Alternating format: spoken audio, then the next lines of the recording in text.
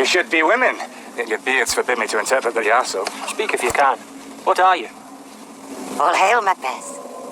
Hail to thee, Thane of Glamis. All hail, Macbeth. Hail to thee, Thane of Cornwall. All hail, Macbeth, that shall be king hereafter. Good sir, why do you start and seem to fear things that do sound so fair? In the name of truth, are you fantastical? Or that indeed which outwardly you show? My noble partner, you greet with present grace and great prediction, of noble having and of royal hope, but he seems rapt withal. To me you speak not. If you can, look into the seeds of time and say which grain will grow and which will not. Speak then to me, who neither beg nor fear, yet favours nor your aid. Hail. Hail. Hail. Lesser than Macbeth. And Greta. Not so happy, yet much happier. Thou shalt get kings, though thou be none. So all hail Macbeth and Banquo. Banquo and Macbeth. Stay! You imperfect speakers. Tell me more. By Shinel's death, I know I'm Thane of Glamis. But how of Godor? Thane of Godor lives, prosperous gentleman. And to be king stands not in the prospect of belief, no more than to be Godor. Say from whence you owe this strange intelligence, or why upon this blasted heath you stop our way with such prophetic greetings. Speak. I charge you.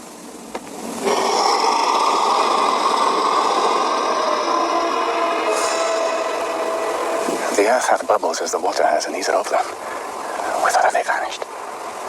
Into the air, and what seemed corporal melted, as breath on the wind. Would they had stayed?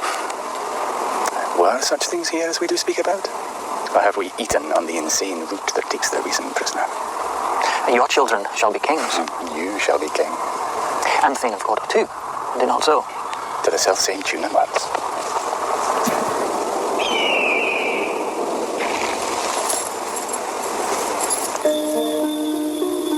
They met me in the day of success, and I have learned by the perfectest report they have more in them than mortal knowledge. When I burnt in desire to question them further, they made themselves air, into which they vanished. Whilst I stood wrapped in the wonder of it, came Mrs. from the king, who all hailed me Thane of Godor. For it is thine. Which little before these weird sisters saluted me and referred me to the coming on of time with hail king that shall be. What can the devil speak through? So I thought good to deliver thee, my dearest partner of greatness, that thou mightst not lose the dues of rejoicing by being ignorant of what greatness is promised thee. Lay it to thy heart and farewell.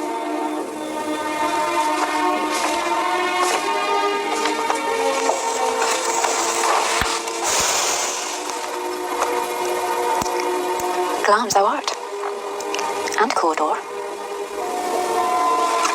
and shalt be what thou art promised. Yet do I fear thy nature. 'Tis too full of the milk of human kindness to catch the nearest way. Thou wouldst be great, or not without ambition, but without the illness should attend it. Well, thou wouldst highly, that wouldst thou holily, wouldst not play false.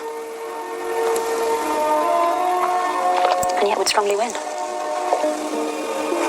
Thou'dst have great Glamis, that which cries, thus must thou do if thou have it, and that which rather thou dost fear to do, than wish should be undone.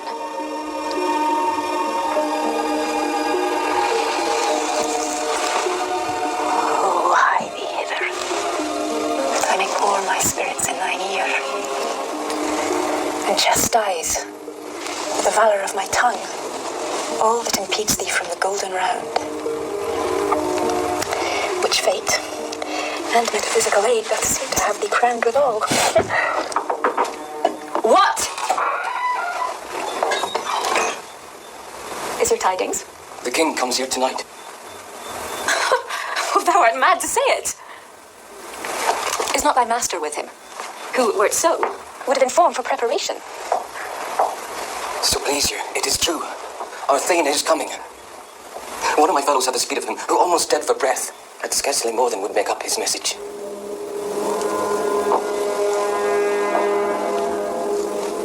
Well, give him tending.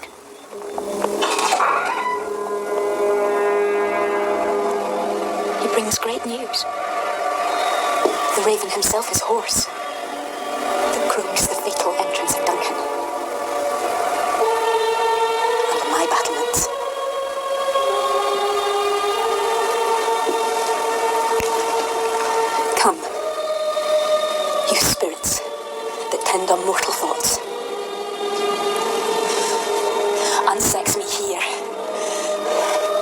Fill me from the crown to the toe, top full of direst cruelty.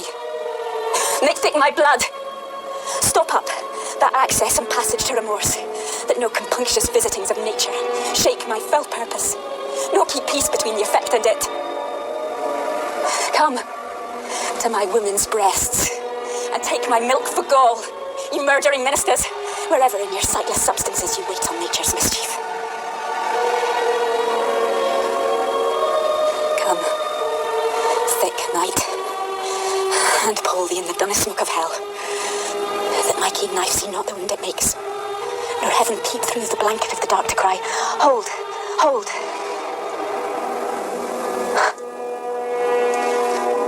Great glams. Worthy coder.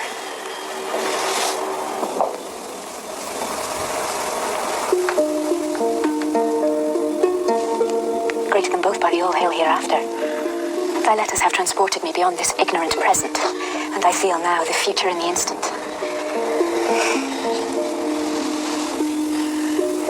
My dearest love, Duncan comes here tonight. And when goes hence?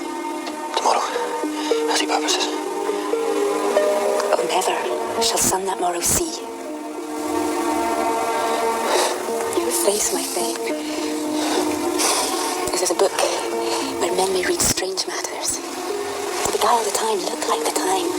Bear welcome in your eye, your hand, your tongue. Look like the innocent flower, but be the serpent under it.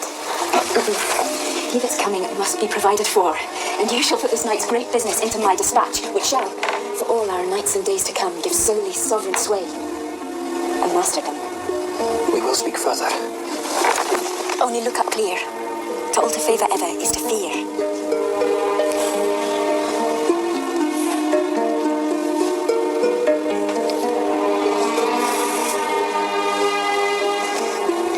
Leave all the rest to me.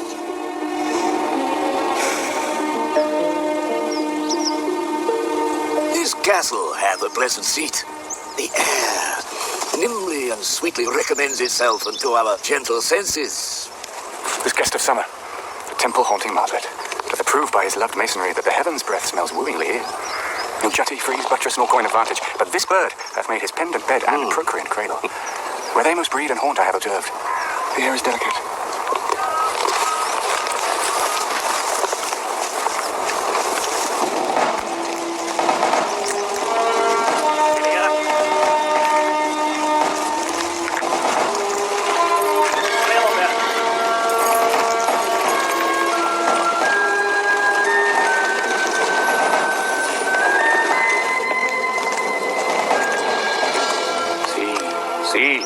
Our honored hostess. The love which follows us sometime is our trouble, which still we thank as love.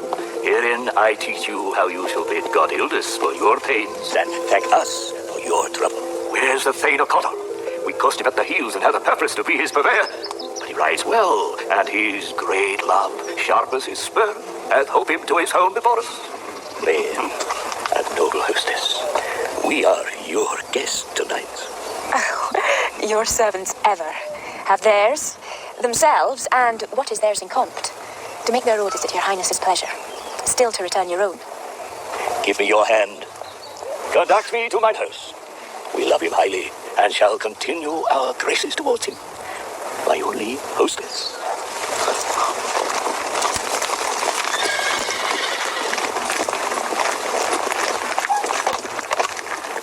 No, we will establish our estate upon our eldest mantle. But now Swain of the Norway's king craves composition. No, we dig and bury of his men, till he disperse and sin comes in. 10,000. If it were done, when 'tis done, then 'twere well it were done quickly.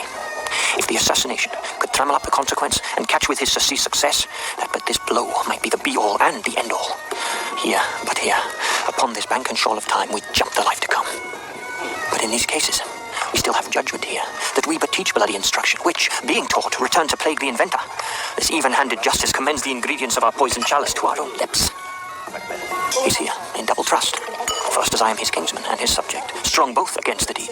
Then, as his host, who should against his murderer shut the door, not bear the knife myself.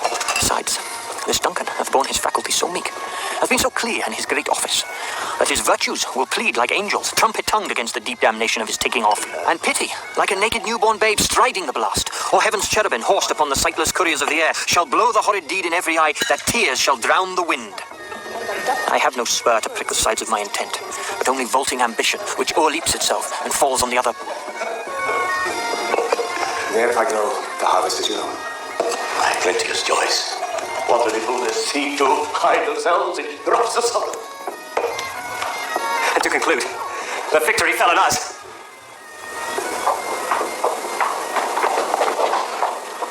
Well now, what news? He hath almost supped. Why have you left the chamber? Have they asked for me? No, you not he has. We will proceed no further in this business. He hath honoured me of late, and I have brought golden opinions from all sorts of people, which would be born now in his newest gloss, not cast aside so soon.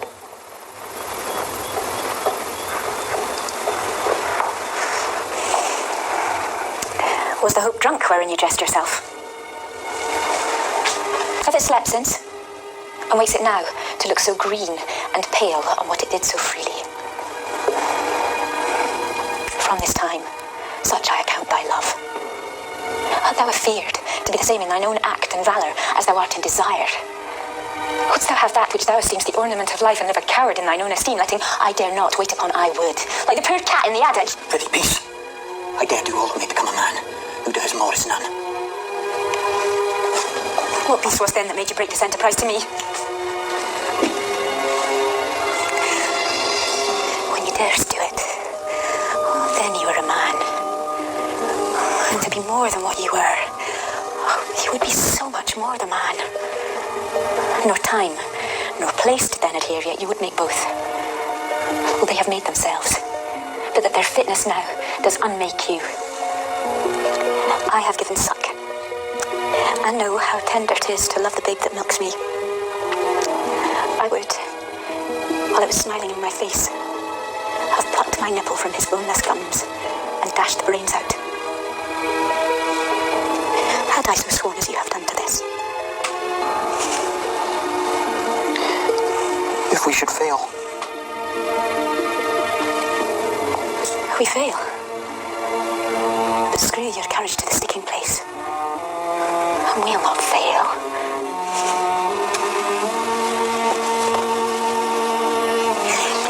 When Duncan is asleep, whereto the rather shall his day's hard journey soundly invite him, his 2 chamberlains will lie with wine, and wassail so convinced that memory, the water of the brain, shall be a fume, and the receipt of reason a limbeck only. When in swinish sleep their drenched natures lies as in a death, what cannot you and I perform upon the unguarded Duncan? What not put upon his spongy officers, who shall bear the guilt of our great quell? Bring forth men, children only. For thy undaunted mettle should compose nothing but males. Will it not be received when we have marked with blood those sleepy 2 of his own chamber, and used their very daggers that they have done? Who dares receive it other? For we shall make our griefs and clamour roar upon his death. I am settled, and bend up each corporal agent to this terrible feat. Away, and mock the time with fairy show. False face must hide, what the false heart doth know.